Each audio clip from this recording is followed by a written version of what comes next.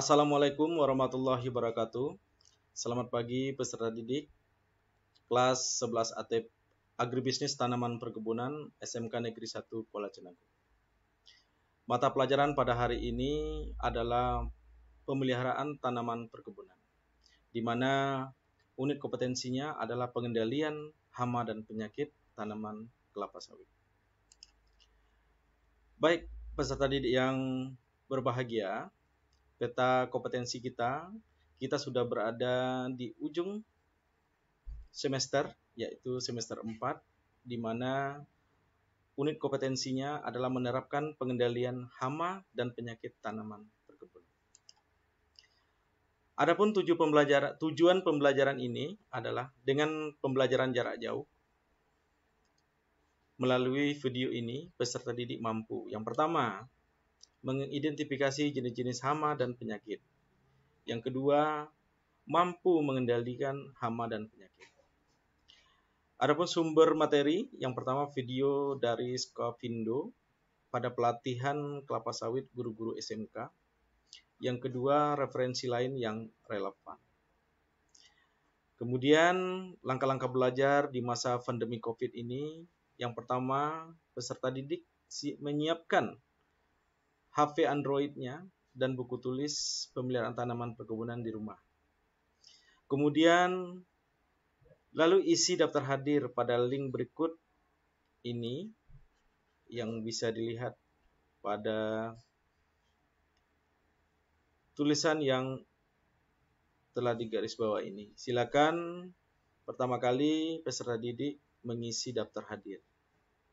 Yang kedua, peserta didik dari rumah melihat video yang saya kirimkan sesaat lagi tentang pengendalian hama dan penyakit.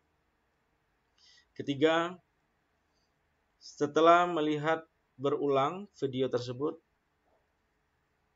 kita lakukan diskusi pada media-media yang telah kita buat, yakni WA Group, Google Classroom, dengan saya sendiri sebagai guru pengampu. Nanti silakan ditanyakan apa permasalahan-permasalahan tanaman kelapa sawit yang ada di sekitar tempat tinggal. Untuk itu, sebelum melakukan pengendalian hama dan penyakit, kita tentu harus mengetahui jenis-jenis hama yang dominan pada tanaman kelapa sawit. Ini bisa dilihat yang pertama, ulat pemakan daun kelapa sawit, yaitu dari jenis ulat api. Ini kita bisa lihat gambarnya, bisa kita temukan di lapangan, mana yang disebut dengan Storaniten, Cetotocea asigna, dan jenis-jenis lain. Kedua, jenis hama ulat kantong. Kita lihat dari penampakannya, ini namanya Mahasena corbeti, kemudian ada lagi Metisha plana. Tinggal kita sesuaikan gambar-gambar ini dengan kenyataan di lapangan, terutama kebun sendiri yang ada di sekitar tempat tinggal. Yang ketiga, jenis hama ulat bulu.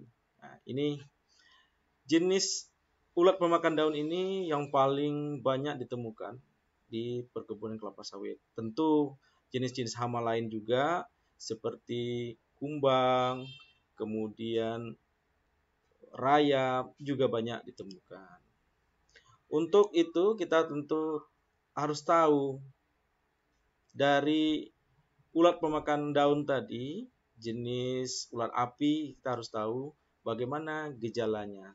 Bisa dilihat pada gambar berikut. Helaian daunnya berlubang, kemudian habis sama sekali hingga hanya tinggal tulang daun saja.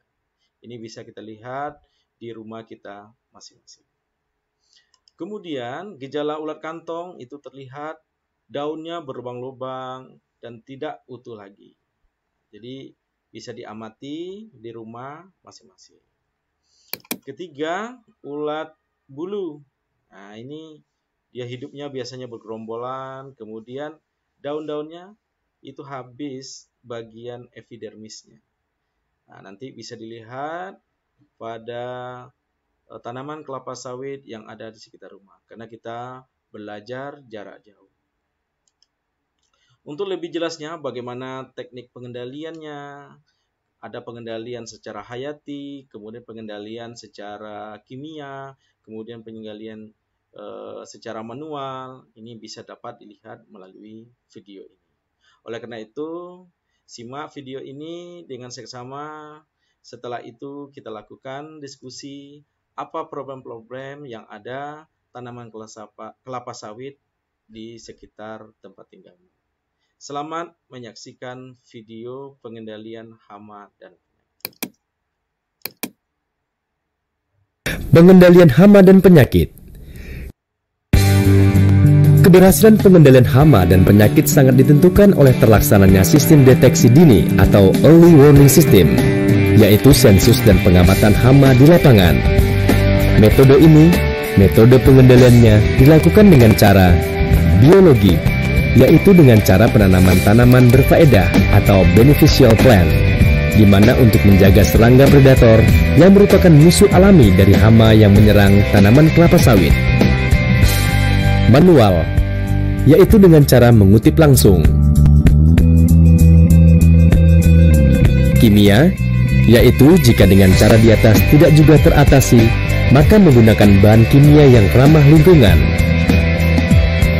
Dengan cara mist blower, drug injection,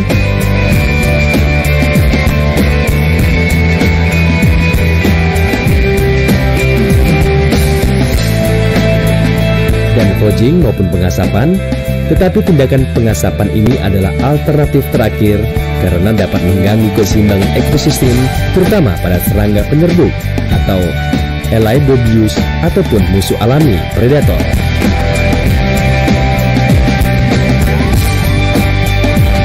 Pengendalian penyakit.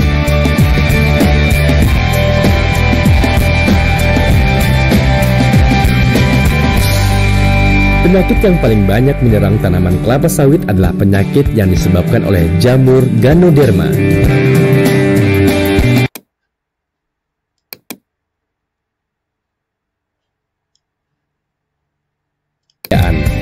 Melakukan percobaan dan testing untuk menghasilkan bahan tanam yang tahan Ganoderma. Manual, yaitu dengan cara membongkar tanaman yang terserang penyakit. Tanaman yang terserang Ganoderma dibongkar dengan cara menumbang dan membongkar serta membuang akar-akarnya pada rumpukan. Ukuran lubang bongkaran dibuat sedemikian rupa dengan ukuran 150 cm kali 150 cm kali 60 cm. Pemasangan pancang lubang dilakukan setelah pekerjaan selesai dengan menulis tanggal pembongkaran.